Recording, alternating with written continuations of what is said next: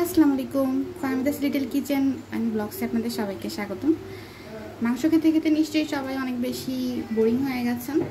তো চলেন মুখের টেস্ট বদলানোর জন্য একটা মজাদার আর খুব শর্টকাট একটা ভর্তা রেসিপি নিয়ে আপনাদের কাছে হাজির হয়ে গেলাম।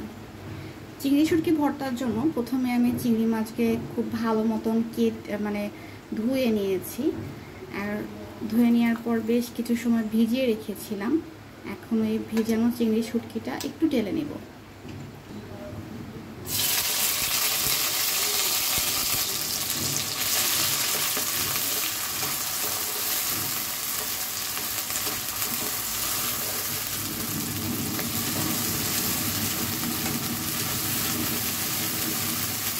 খুব বেশি কড়া করে ভাজবো না, হালকা করে ভেজে নেব। আর এখানে কিছু আস্ত রসুন, পেঁয়াজ, তারপর শুকনো মরিচ আছে, সেটা দিয়ে দিব।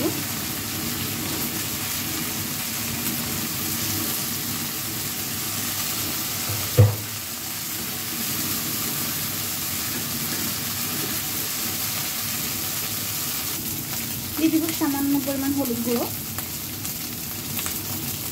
অল্প পরিমাণ লবণ। লবণটা টেস্ট করে দিতে হবে, যদি লাগে তখন আবার দেওয়া যাবে।